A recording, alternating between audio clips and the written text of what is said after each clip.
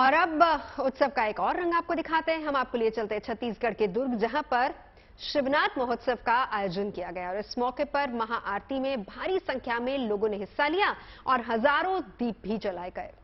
ये महोत्सव शिवनाथ नदी के लीज मुक्त होने का जश्न है। 2021 से महोत्सव नए साल के मौके पर आयोजित हो रहा है। महोत्सव में आरती के साथ ही अलग अलग सांस्कृतिक कार्यक्रमों का आयोजन भी होता है। आने वाले साल में इस महोत्सव का दायरा और बड़ा करने की योजना है।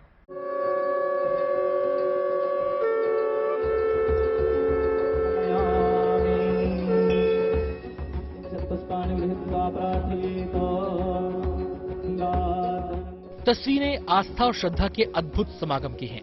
21,000 दियों की जगमगाती रोशनी से इस घाट का नजारा देखते ही बनता है। ये तस्वीरें दुर्ग के शिवनाथ नदी की हैं, जहां भक्ति भाव में लीन श्रद्धालुओं ने धूमधाम से शिवनाथ महोत्सव मनाया।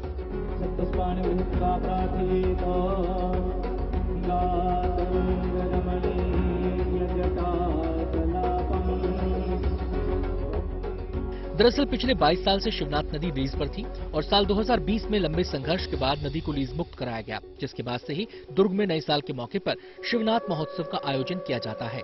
इस महोत्सव के जरिए नदी को बचाने और स्वच्छ रखने का संदेश भी अटल है। शिवनाथ महोत्सव में सांस्कृतिक कार्यक्रमों के साथ साथ महाआरती का आयोजन किया गया। घाट किनारे आरती और दियों की रोशनी लोगों को मंत्रमुग्ध कर देने वाली है।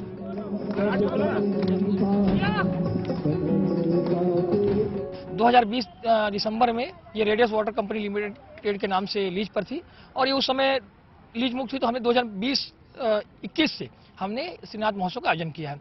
और हमारा ये मतलब सोचना था, विचार था कि भाई जिस नदी जो हमें नदी जीवनदायिनी है, उस नदी से ही हमारा जीवन चलता है, तो हम इसकी पूजा करें, इसकी आराधना करें। तो हमने 21,000 दीपदान से आज घाट को सजाया है। महाआरती और मंत्रोच्चारण की गूंज किसी को भी अपनी ओर आकर्षित करने के लिए काफी है।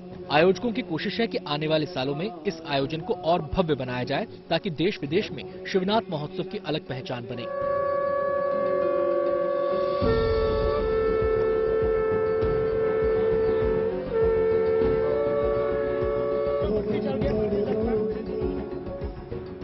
ये भी एक वजह है कि शिवनाथ महोत्सव में लोग सिर्फ दुर्ग ही नहीं बल्कि दूसरे शहरों और राज्यों से भी खिंचे चले आते हैं। दुर्ग से रघुनंदन पंडा के साथ bureau report, good news today. और अब बात करेंगे संगम नगरी प्रयागराज की। यहाँ माघ मेले की तैयारियां आखिरी दौर में है। 6 जनवरी यानी शुक्रवार से माघ मेले की शुरुआत होगी, जिसमें लाखों श्रद्धालुओं के पहुंचने की उम्मीद है। लिहाजा व्यापक स्तर पर इसके लिए तैयारियां की गई हैं। बिल्कुल, माघ मेले की तैयारियां कई दिन पहले से ही शुरू हो चुकी हैं। श्रद्धालुओं की सुरक्षा से लेकर सुविधाओं तक हर बात का खास ख्याल रखा जा रहा है। माघ मेले को महाकुंभ से पहले की रिहर्सल के तौर पर भी देखा जा रहा है। जनवरी 2025 में प्रयागराज में संगम किनारे महाकुंभ का आयोजन होना है।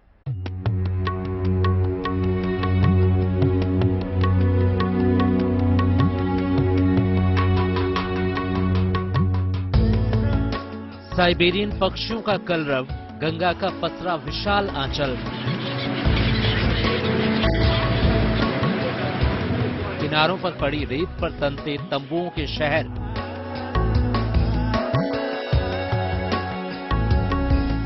तीर्थराज प्रयागराज की यही तो पहचान है।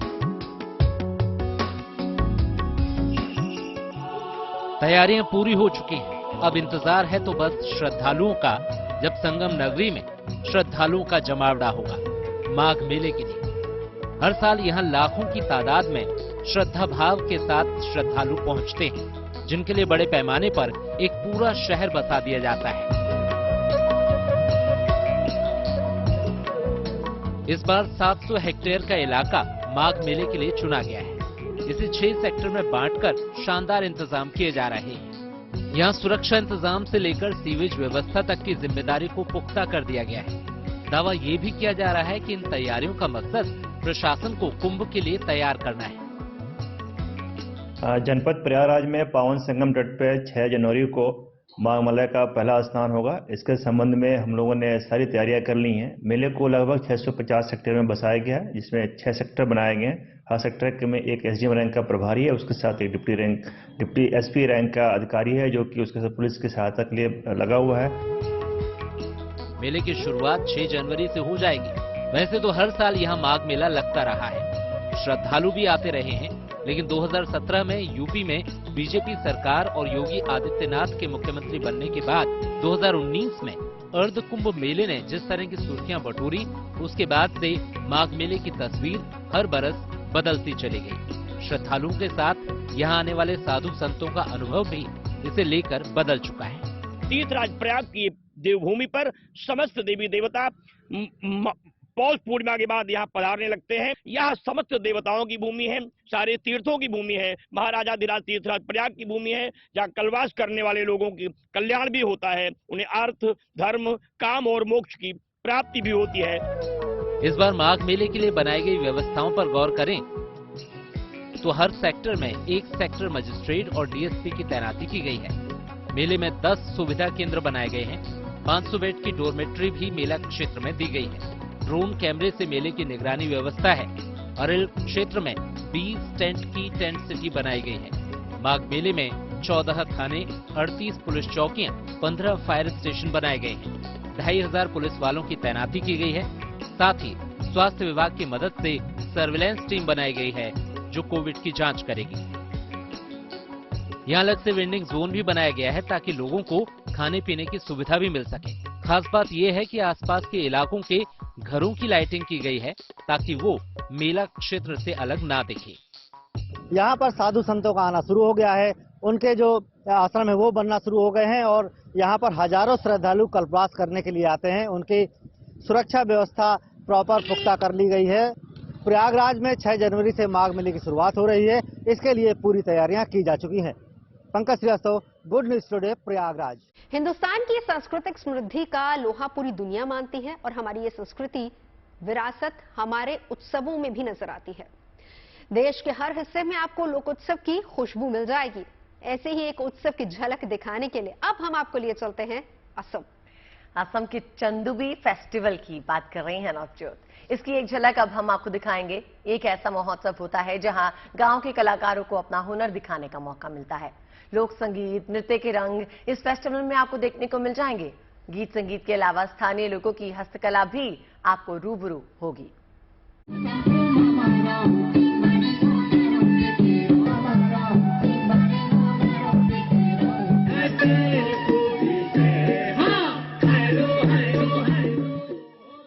नए साल के आगाज के साथ असम में त्योहारों और उत्सवों की बयार बहने लगी है। कुदरती सुंदरता के बीच परंपरा के रंग यहाँ बिखरने लगे हैं।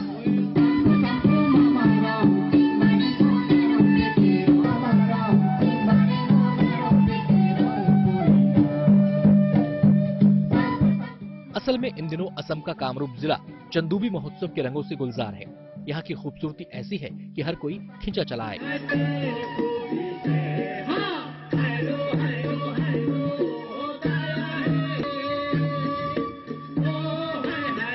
यही वजह है कि ये महोत्सव घरेलू और विदेशी दोनों पर्यटकों को अपनी तरफ आकर्षित करता है।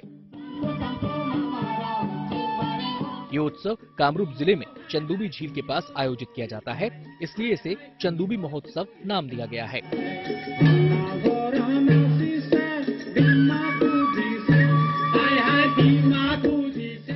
रंगों से सजे इस महोत्सव की एक दिन पहले यानी रविवार को शुरुआत हुई, जो गुरुवार तक जारी रहेगा।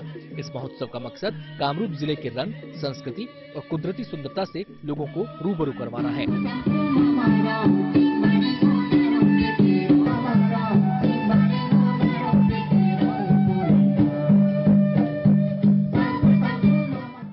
इस महोत्सव में पहुंचे लोगों को यहाँ के पारंपरिक खेल काफी पसंद आ रहे हैं। इसके अलावा शिल्प प्रदर्शनी देखने वालों की भी काफी तादाद है। इलाके के लोगों ने यहाँ अपनी दुकानें भी लगाई हैं, जहाँ खाने पीने के शौकीनों के लिए भी पूरा इंतजाम है।